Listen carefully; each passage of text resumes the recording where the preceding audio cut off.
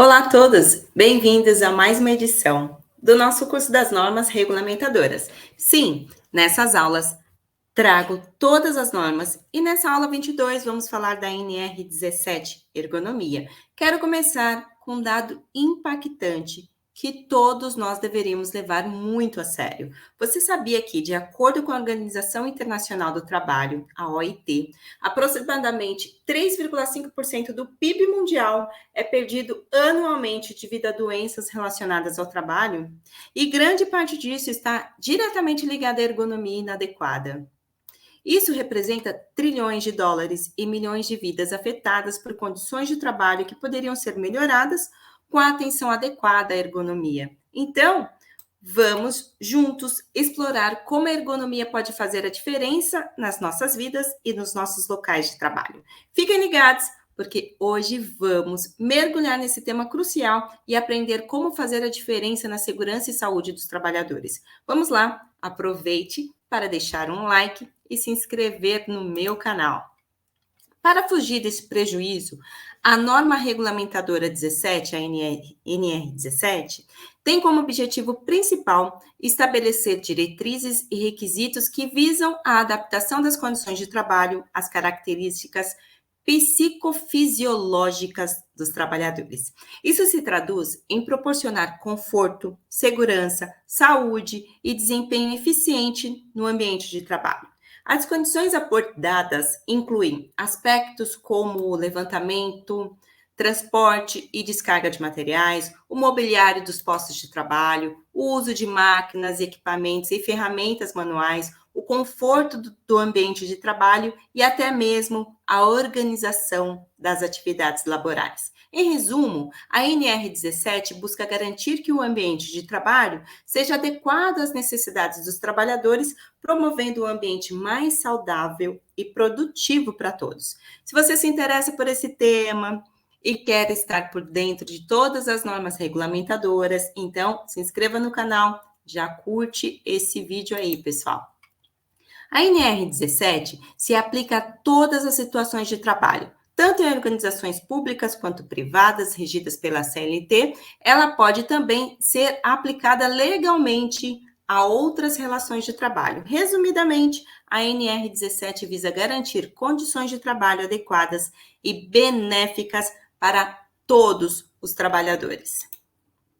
A organização deve realizar uma avaliação ergonômica preliminar, que é uma avaliação inicial da situação de trabalho, que exige adaptações às características psicofisiológicas dos trabalhadores. Isso envolve abordagens qualitativas, semi-qualitativas, quantitativas ou uma combinação delas, dependendo dos riscos. Essa avaliação pode ser integrada às etapas de identificação de perigos e avaliação de riscos conforme a NR1. O resultado tem que ser registrado, certo? Então, com essa atualização das NRs, a análise ergonômica preliminar entra na NR1, tá?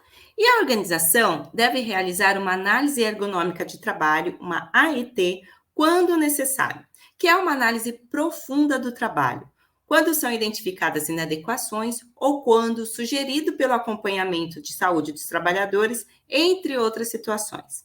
A análise ergonômica de trabalho, a AET, abrange várias etapas, desde a análise da demanda até recomendações e revisões. Microempresas, empresas de pequeno porte de baixo risco estão isentas da análise ergonômica de trabalho, mas devem cumprir outros requisitos da NR17.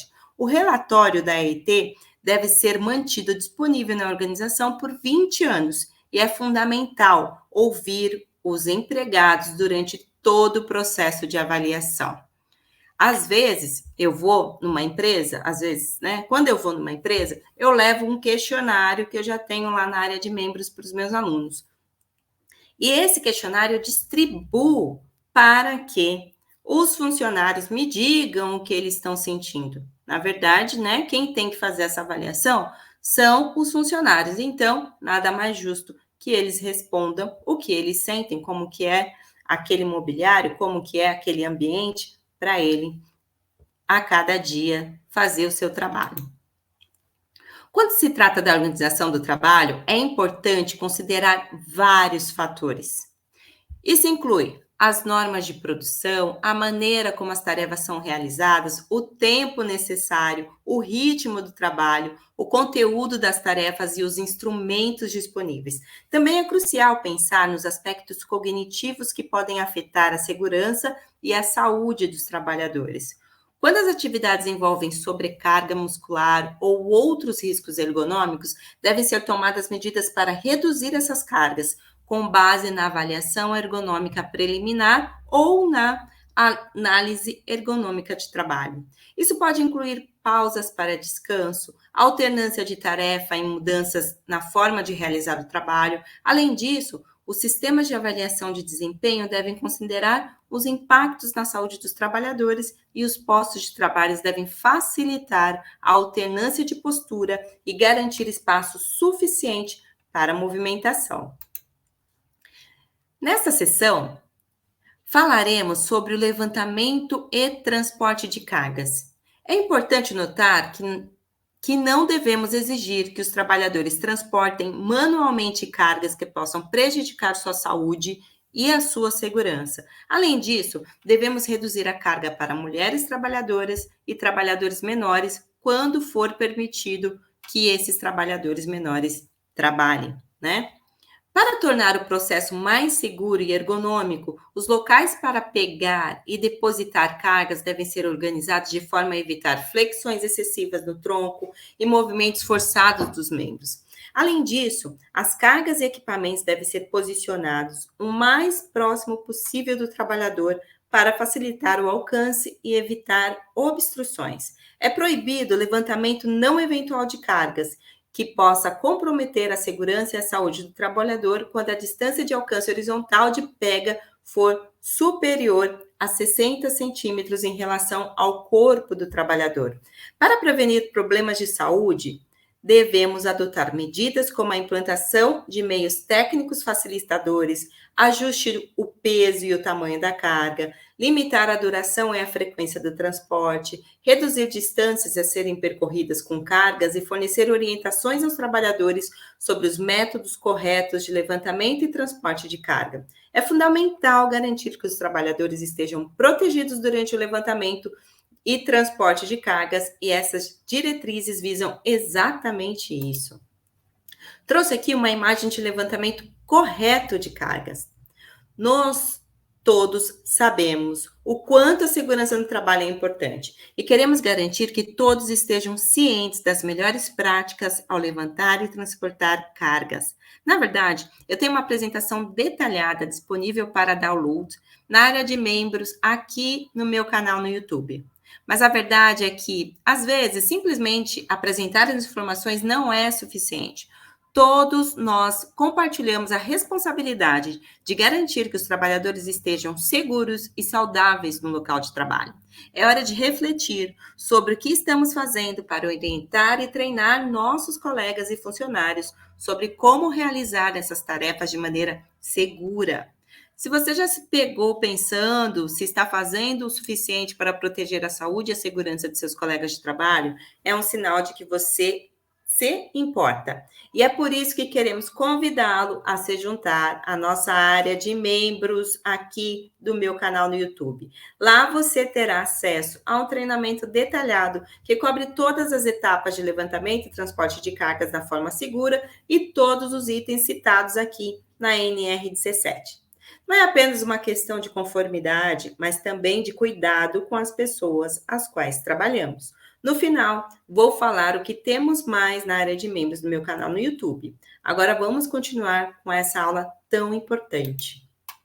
Sobre o mobiliário, a norma nos mostra que ele desempenha um papel fundamental em garantir conforto, a segurança e a saúde dos trabalhadores. Primeiramente, é essencial que o conjunto de mobiliário de um posto de trabalho tenha regulagens em um ou mais de seus elementos para se adaptar às características antropométricas dos trabalhadores e à natureza do trabalho a ser desenvolvido. Além disso, sempre que possível, os postos de trabalho devem ser planejados ou adaptados para permitir a alternância entre as posições de pé e sentado.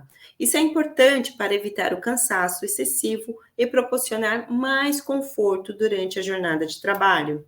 Para o trabalho manual, os planos de trabalho devem atender aos requisitos mínimos, como características dimensionais que evitam posturas nocivas, altura adequada em relação ao tipo de atividade e área de trabalho dentro da zona de alcance manual do trabalhador. Para aqueles que trabalham sentados, é crucial que haja espaço suficiente para as pernas e pés na base do plano de trabalho, permitindo que o trabalhador se aproxime do ponto de operação. O uso de apoio para os pés pode ser útil nesses casos. Os assentos utilizados nos postos de trabalho também são importantes. Eles devem ter altura ajustável à estatura do trabalhador, sistema de ajustes acessíveis e características ergonômicas, como borda frontal arredondada, encosto adaptado ao corpo, para proteção da região lombar do trabalhador. Além disso, para atividades em que os trabalhos devam ser realizados em pé, é recomendável a presença de assentos com encosto para descanso durante as pausas. Essas são diretrizes fundamentais para garantir a ergonomia e o bem-estar dos trabalhadores. Lembre-se de que investir em mobiliário adequado não apenas melhora a qualidade de vida no trabalho, mas também aumenta a produtividade e reduz riscos de problemas de saúde. O próximo tópico da norma fala sobre o trabalho com máquinas, equipamentos e ferramentas manuais, um aspecto crucial para garantir a segurança e a saúde dos trabalhadores em nosso ambiente de trabalho. Primeiramente, é importante ressaltar que o trabalho com máquinas e equipamentos deve estar em conformidade com a norma regulamentadora número 12, Segurança no trabalho em máquinas e equipamentos, além de atender aos aspectos constantes nesta NR.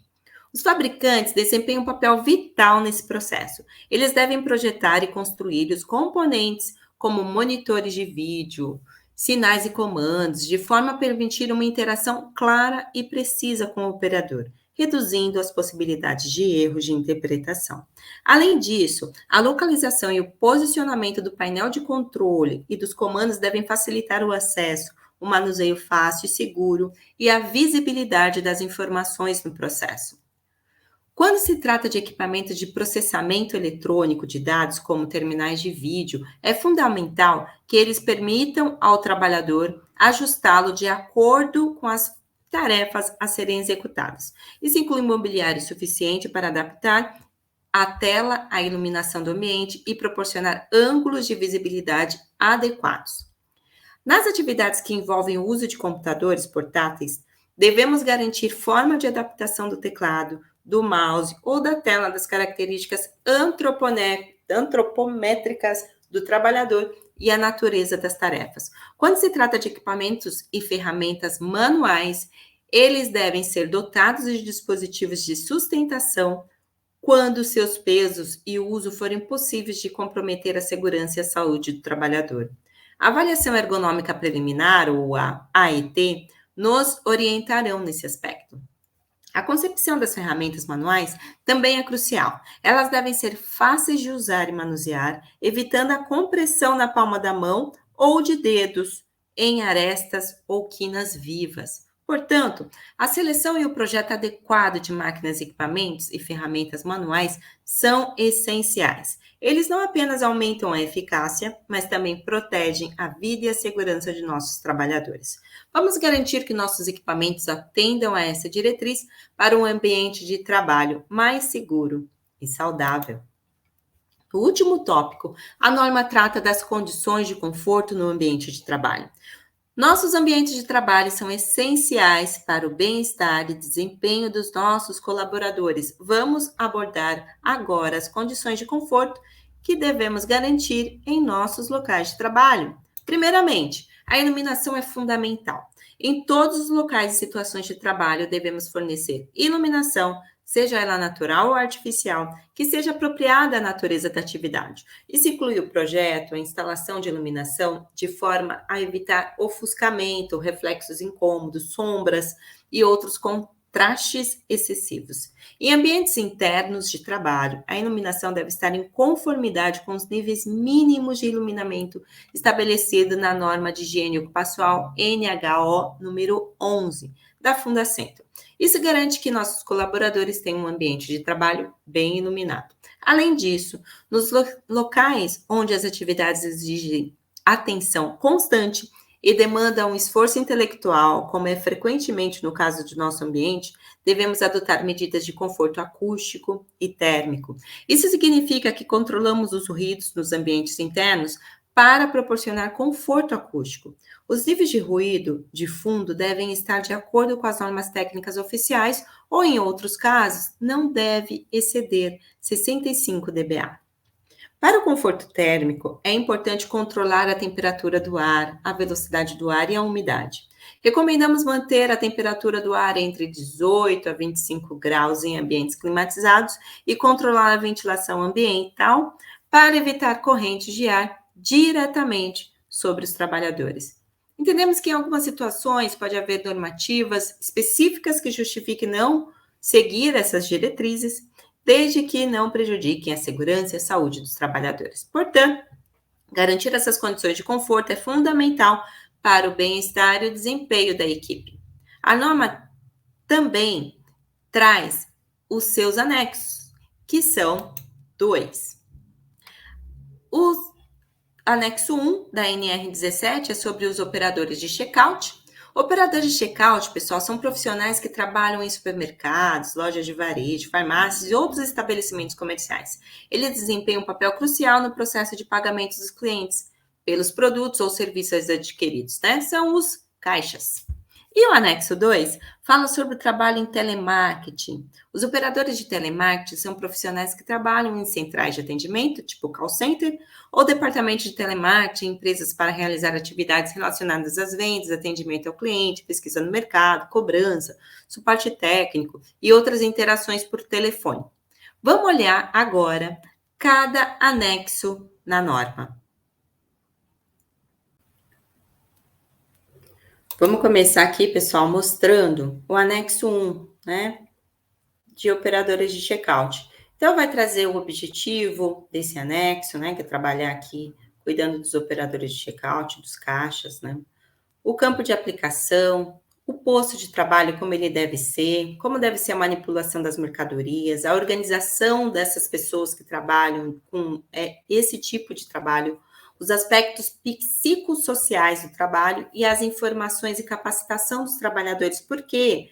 Porque esses trabalhadores precisam ser treinados de acordo com o que a norma pede, tá? Não vou ler aqui todos os itens, mas é importante que você, quando estiver fazendo ali um cliente que precisa fazer ergonomia, você vai fazer uma análise ergonômica preliminar ali, fazer uma visita no seu cliente, dá uma lida na NR, verifica, você vai ver ali, tem caixas, é um supermercado, é um local que tem caixas que você vai fazer essa sua análise preliminar, então dá uma boa lida em tudo que está aqui, porque são essas coisas que você vai conferir, são essas coisas que você vai analisar depois para poder fazer a sua análise, para poder fazer o seu PGR, né? E a norma traz aqui, ó, em relação ao ambiente físico de trabalho, ao conjunto dos postos de trabalho, deve-se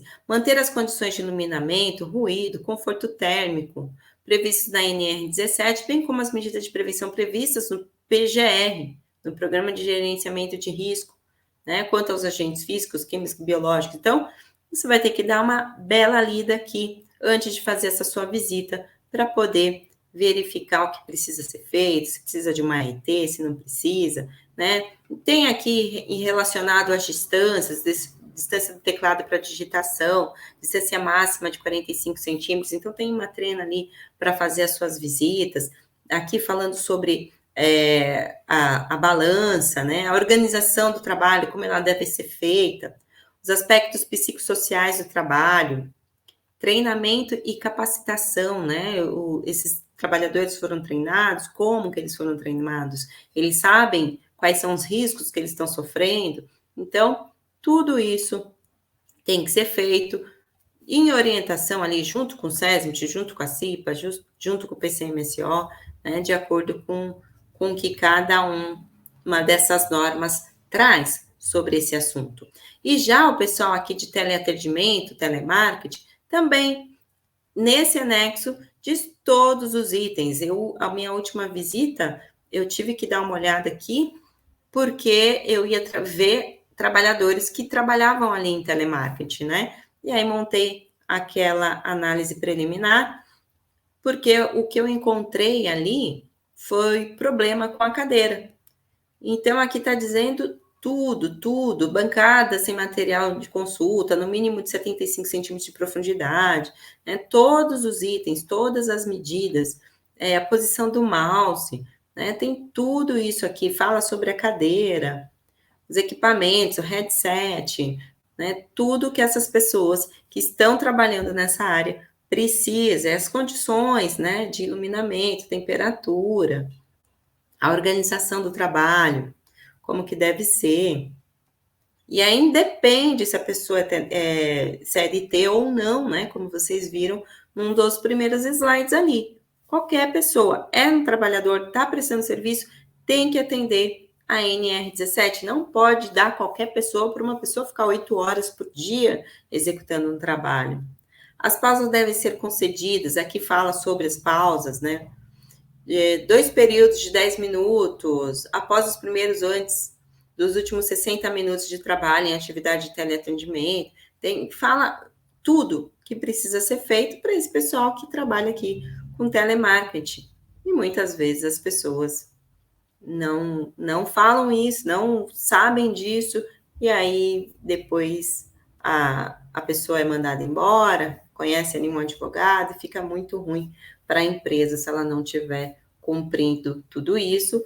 E, claro, que essa empresa também não se preocupou em melhorar a sua produtividade, né? E então, não ter as coisas dentro do ambiente de trabalho, com a ergonomia em dia, você está perdendo dinheiro e o trabalhador está perdendo saúde. Então, fala aqui de capacitação e treinamento dos trabalhadores, que eles também precisam ser treinados. Aqui, ó, o treinamento inicial deve ter a duração de 4 horas de admissão e o treinamento periódico deve ser realizado de 6 em 6 meses. Tudo que você fizer, você tem que anotar que foi feito. Como é feito esse treinamento, quem pode dar esse treinamento, também pessoal aqui da área de segurança e saúde do trabalho, certo? Condições sanitárias de conforto, programa de controle médico aqui, como que é o ASO, análise ergonômica do trabalho, tá falando tudo, a norma traz tudo e também traz um tópico sobre pessoas com deficiência e essas últimas disposições.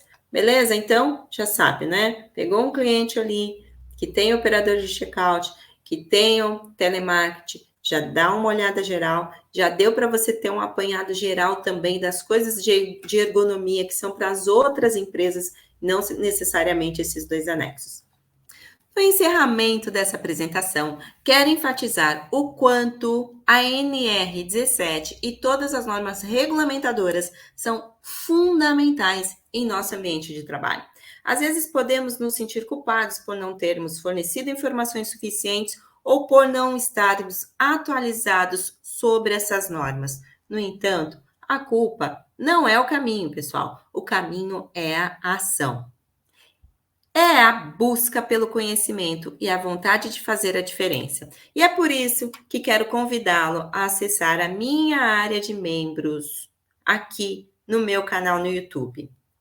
Lá você vai encontrar uma variedade de recursos, incluindo treinamentos em ergonomia, cursos completos sobre E-Social, PGR, LTCAT, muitos outros. Também disponibilizo documentos editáveis para facilitar a aplicação das normas regulamentadoras em sua empresa ou prestação de serviço. Inclusive, já tem lá uma avaliação ergonômica preliminar editável para você já poder usar com seus clientes. Não deixe a culpa dominar você. Transforme-a em motivação para aprender e crescer. Junte-se a nós nessa jornada em busca de um ambiente de trabalho mais seguro, saudável e produtivo.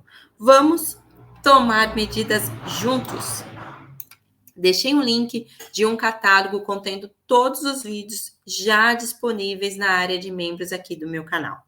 Nos vemos na próxima aula, que será a aula número 23, sobre a NR18. Tenho certeza de que será uma experiência enriquecedora. Até lá!